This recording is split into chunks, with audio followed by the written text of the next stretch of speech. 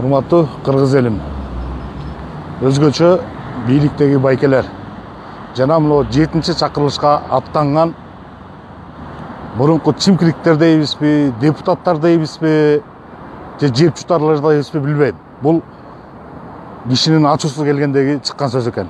Мына биз турган жер ак таш, кара таш эмнеге курулду? 87 бала ошол жерде мамлекетте адилеттүүлүк болсун, Кыргызстаным оңолсун деп жанын берди. Оңолдубу? Мамлекет ошондон кийин 11 жыл өттү. Жок. Мурунку эле көрүнүш, мурунку эле коррупция. Ушундай мамлекет болдук, коррупционерди биз баатыр кылып атабыз. Партиялар шайлоого аттанышты. Ошол эле былтыркы ызы-чуну кылган 3 партиядагы ер кулдар 4-5 партияга бөлүнүп алып туруп, элдин башын айлантып туруп кайра шайлоого баратасыңар. Биз оппозициялык партиябыз деп туруп, бийликтин жанында жүргөн кошоматчыларды кошуп алып силер чыктыңар шайлоого. Өткөн тарыхты карайсыңарбы? Ушу балдардын өлүмү жөн эле текке кетеби? Же Кыргызстанда адилеттүүлүк орношуш үчүн дагы канча бала жанын бериш керек? Мына жерге дагы канча баланын аты жазылыш керек? Ушуну ойлоносуңарбы?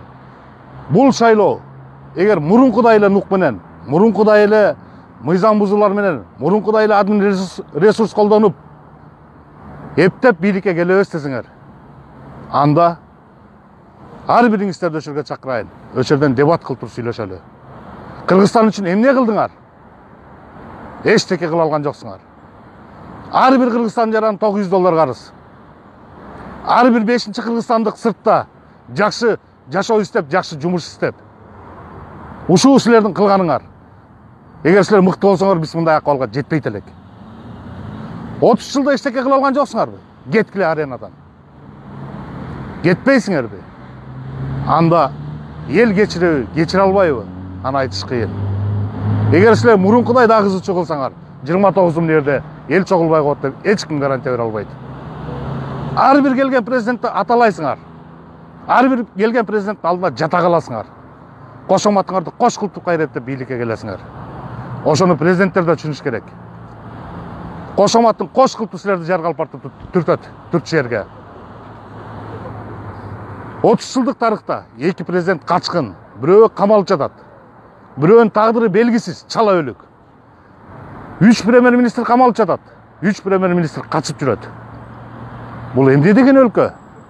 Коррупциянын символу болдук го. Түшүнгөн адамга.